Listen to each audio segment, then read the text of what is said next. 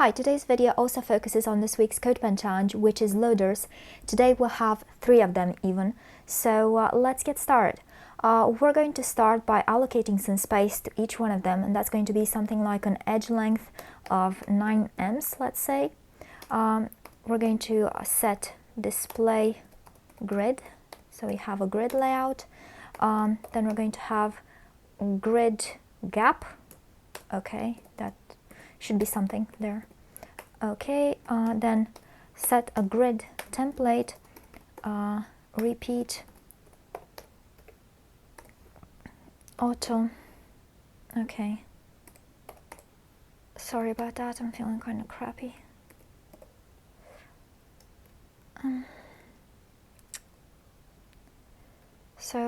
Just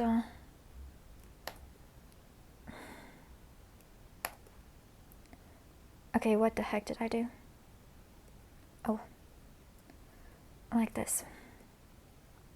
Sorry, just a bit uncomfortable. I'm having a bit of chest pain, sorry. Okay, so grid template, and if you don't know what's the deal with that autofit thing for which CodePen doesn't even have autocomplete, don't worry, I don't even know what the fuck it is. So it's something I encountered earlier this year and I don't really understand what it's supposed to do, but I wrote an article about things that I noticed it does in certain scenarios, and this article also includes some interactive demos where you can play with stuff and see how things change, both for this keyword and for the autofill one. So here you can tweak the number of items and you can see how they get arranged for something like space evenly and, you know, something like center, for example. Or you can have something like end, for example, something like that. As you can see here, you change the number of items. So yeah, you can just play with that and I don't know, maybe you understand more than me. I'm completely useless with layout, so I'm not even going to bother to try to understand anything. So yeah, here let's just see our div elements, give them a background just so that we can see stuff. Okay, and you can see them there. Here we can set something like place content space evenly. Okay, and this does it horizontally, but vertically the body is limited to the height of its content. So let's fix that.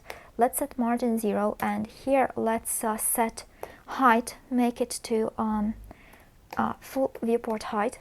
Okay, so that. Okay, so yeah, this is pretty much it. Yeah, now let's set display grid. Okay, not there, sorry about that. Here we're going to have before, after, set some content on them. Okay, let's also set place content center here, and let's also set a grid gap, something pretty small.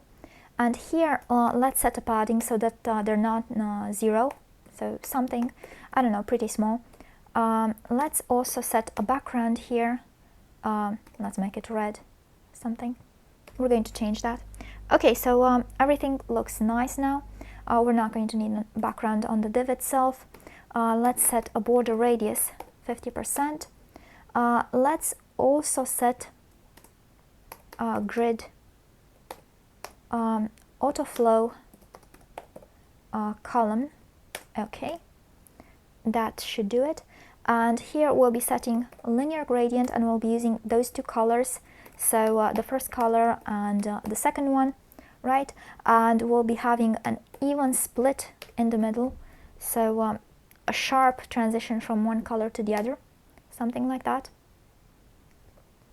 Okay, and we're going to want to have one take one color and the other one take the other color.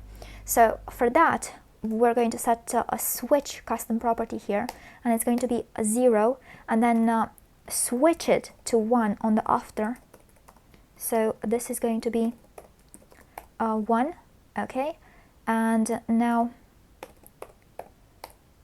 not I. And by the way, I also wrote an article on logical operations with CSS custom properties, and that one is going to be linked in the description, as well as the other stuff I've shown you. So yeah, oh, sorry about that. Okay, so calc 1 minus I, right? So having done this, here I'll be having, so position, and the vertical position is going to be not I times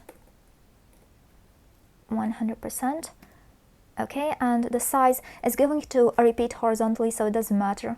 We just use a smaller number of characters, the smallest possible number of characters, which is 2. Okay, so this is basically, let me show you this a bit. So it's going to be something like this.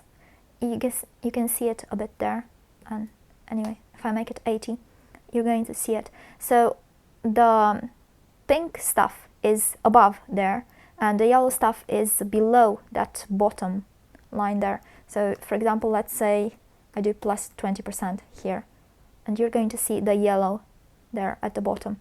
So if I do like 10%, you're just going to see it like that. So you see a bit of pink there and a bit of yellow there. So yeah, that's the whole deal behind this. So yeah, now that I've done this, yep, this looks pretty good. And loaders mean animation, so what we'll do is set animation to inherit here, and then we'll be just tweaking stuff as we go. Okay, so having done this, we can just I think let's collapse just this part from here. Okay, and we're going to take this, and we're going to have div nth child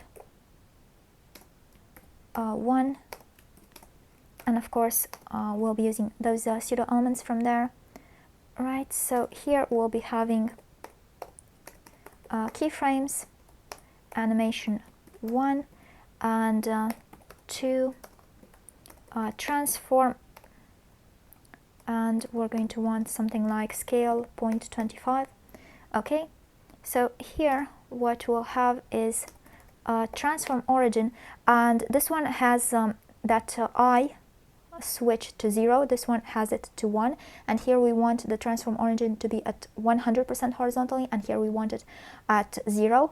So it's going to be basically 0 corresponds to 1 and 1 corresponds to 0, so we'll use the not. So this is going to be calc, and along the other dimension it doesn't matter because the default is 50%, so yeah, we'll just leave it without that. We don't need to set it. Okay, so that's what we'll have there, and then we have animation. Let's also set an animation duration here. So animation duration, I don't know, 0.7 seconds, something like that,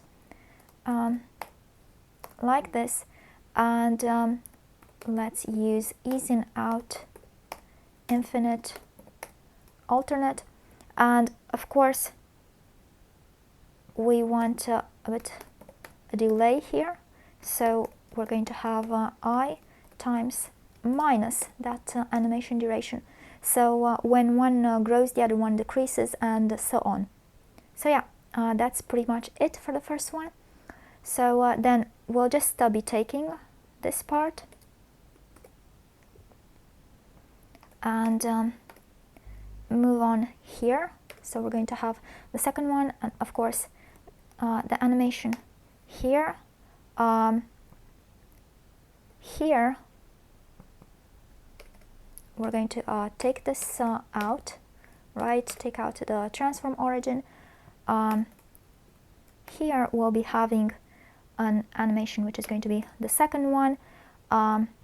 Let's make this, we're not going to have any delay, make it linear. We're going to want to have a rotation, so this is going to be a rotate Y, and it's going to be 1 turn, right? Okay, and this one is going to be animation direction reverse, okay, like that. Okay, get rid of the SAS error. Okay, this is starting to look like something not quite what we want. We want a bigger animation duration. Let's also set transform style, preserve 3D.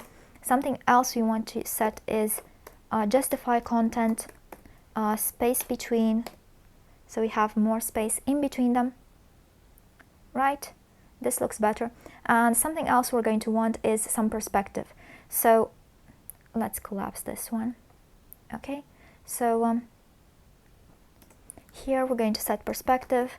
So let's say perspective, something like 13 ems. This should pretty much do it. And here we'll have a transform, set that to perspective.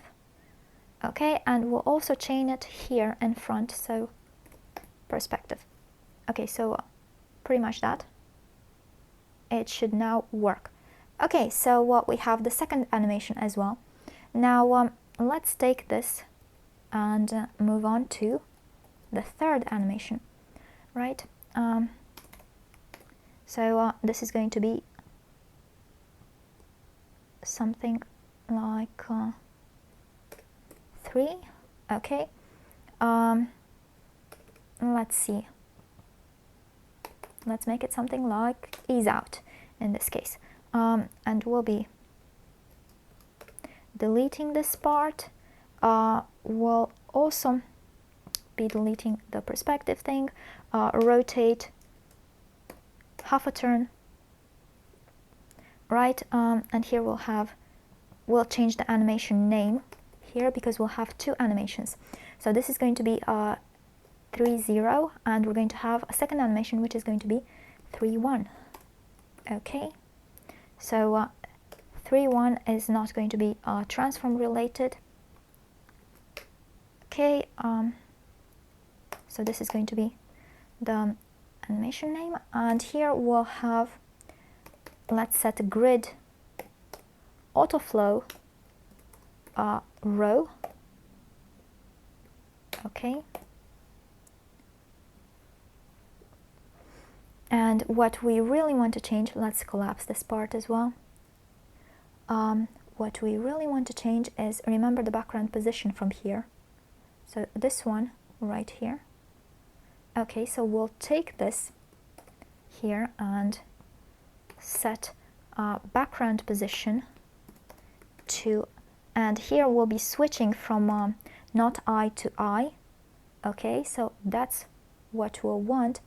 And by the way, this we'll want to have 0-50%, and this other one will have it to 50% and 100%. So like this. Okay.